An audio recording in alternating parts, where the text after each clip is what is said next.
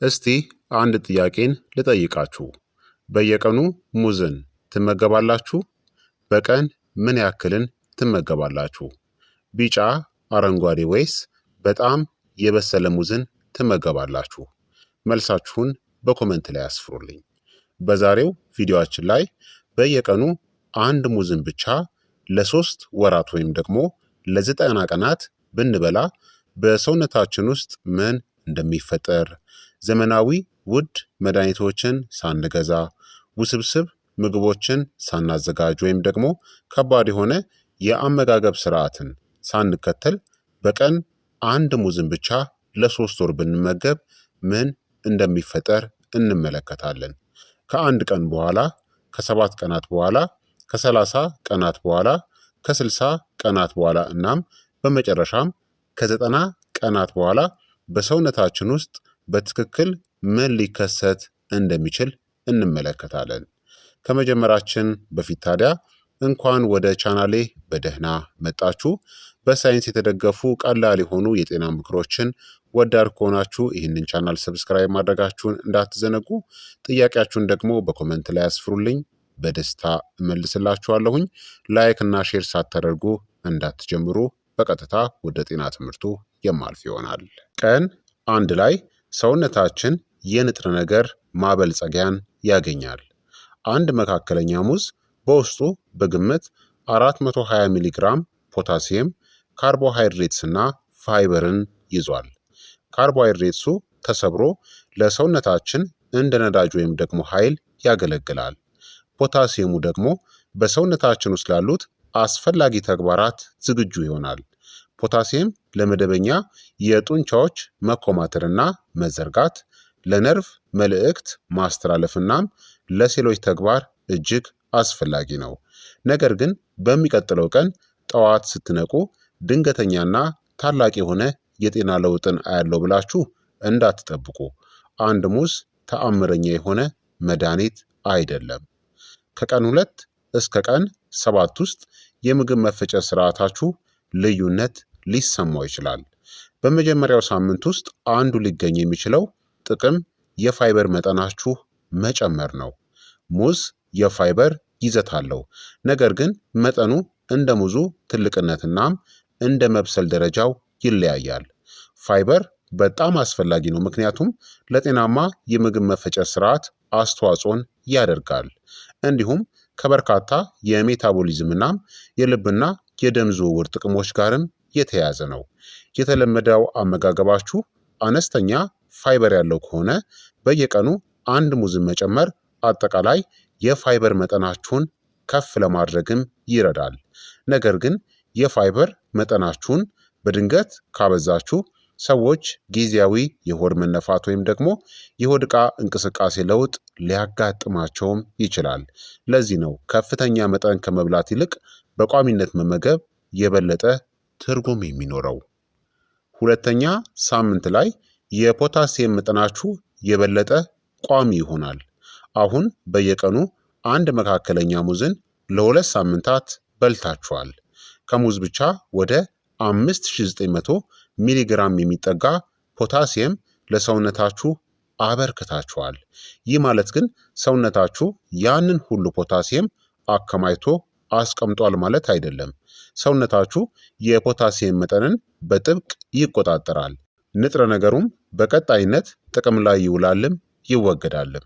ነገር ግን በፖታሲየም የበለጸገ ምግብን በአመጋገባችሁ ውስጥ በቋሚነት እየጨመራችሁ ነው። ፖታሲየም ከሶዲየም ወይም ደግሞ ከጨው ጋር በጣም አስፈላጊ ግንኙነት አለው። ከምግቦች የሚገኝ ከፍተኛ የፖታሲየም መጠን የሶዲየምን ጎጂ ተጽዕኖ ለመቀነስናም ጤናማ የደም ግፊትን ለመቆጣጠር ይረዳል። ነገር ግን አንድ ሙዝ የሚያስፈልጋችሁን ሙሉ ፖታሲየም አያሟላም። አዋቂዎች ፖታሲየምን ከአትክልቶች፣ ከጥራጥሬዎች፣ ከፍራፍሬዎች፣ ከወተት ተዋጽኦች እናም ከሌሎች አልሚ ምግቦች ማግኘት አለባቸው። ሳምንት 3 ላይ ደግሞ የመክሰስ ልማዳችሁ ሊቀየር ይችላል። ሙዝ በጣም ምቹ ነው። ማብሰል አይጠበቅባችሁም። ማቀዝቀዣ ወይም ደግሞ ፍሪጅ አያስፈልገውም። የትም ቦታ ይዛችሁትም መሄድ ትችላላችሁ። እናም ካርቦሃይድሬትስ እና ፋይበር ስላለው በጣም ጠቃሚ መክሰስ ይሆናል። ለአንዳንድ ሰዎች በከፍተኛ ሁኔታ የተቀነባበረ መክሰስ በሙዝ መተካት የአጠቃላይ አመጋገባቸውን ጥራት ሊያሻሽለው ይችላል። ከ30 ቀናት በኋላ ደግሞ የልባችሁ እናም የደም ግፊታችሁ ሁኔታ ሙሉ በሙሉ ይቀየራል። ፖታሲየም የመደበኛ ሴሎችን ተግባር፣ የነርቭ መልእክቶችን፣ የጡንቻዎችን መኮማተርና የፈሳሽ መጠንን ለመጠበቅ እጅግ አስፈላጊ ነው። ምርምሮችና የአመጋገብ መመሪያዎች በፖታሲየም የበለጸጉ ምግቦችን ለደም ግፊት ቁጥጥር እንደ ጤናማ አመጋገብ አካል ይደግፋሉ። የአሜሪካ የልብ ማህበር እንዳመለከተው በፖታሲየም የበለጸጉ ምግቦች የሶዲየምን ተጽዕኖ ለመቀነስና የደም ግፊትን ለመቆጣጠርም ይረዳሉ። ነገር ግን አንድ ሙዝን መብላት የደም ግፊትን እንደሚቀንስ ዋስትናን አይሰጥም። የደም ግፊታችሁ በብዙ ነገሮች ላይ የተመሰረተ ነው። በአጠቃላይ አመጋገባችሁ፣ በጨው ወይም በሶዲየም መጠን፣ በአካላዊ እንቅስቃሴ፣ በሰውነት ክብደት፣ በጄኔቲክስ ወይም ደግሞ በዘረመል፣ በጭንቀት፣ በእንቅልፍ፣ በአልኮል መጠን፣ በመድኃኒቶችና በነባር የጤና ሁኔታዎች ላይ። ስለዚህ ሙዝ ለልብ ጤናማ እንደሆነ አመጋገብ አካል እንጂ በራሱ እንደ ደም ግፊት ሕክምና መወሰድ የለበትም። ቀን 45 ላይ ደግሞ የኃይል አቅርቦታችሁ የበለጠ ቋሚ ሊሆን ይችላል። ሙዝ ለሰውነታችሁ ለኃይልነት የሚያገለግል ካርቦሃይድሬትስን ይዟል። ይህም በተለይ ከአካላዊ እንቅስቃሴ በፊት በጣም ጠቃሚ ያደርገዋል። ነገር ግን ሙዝ ማለት ወሰን የሌለው ኃይል ነው ብለው በማሰብ አትሳሳቱ። አይደለም። አጠቃላይ የኃይል መጠናችሁ በአጠቃላይ የካሎሪ መጠናችሁ፣ በእንቅልፍ፣ በውሃ መጠን፣ በአካላዊ እንቅስቃሴ፣ በጭንቀትናም በአጠቃላይ አመጋገባችሁ ላይ የተመሰረተ ነው። ሙዝ በቀላሉ ምቹ የካርቦሃይድሬትስና የንጥረ ነገሮች ምንጭን ይሰጣል። ሙዝ በራሱ ካርቦሃይድሬትስን ያቀርባል። ነገር ግን ከፕሮቲን ወይም ከጤናማ ፋት ወይም ደግሞ ቅባት ጋር ማጣመር የበለጠ የተመጣጠነ መክሰስ ያደርገዋል። ይህም ሙዝና እርጎ፣ ሙዝና ጥቂት የኦቾሎኒ ቅቤ፣ ሙዝና ኦትስ ወይም ደግሞ እርጎን። ቀን 75 ላይ ደግሞ የአንጀታችሁ ጤና ይለወጣል።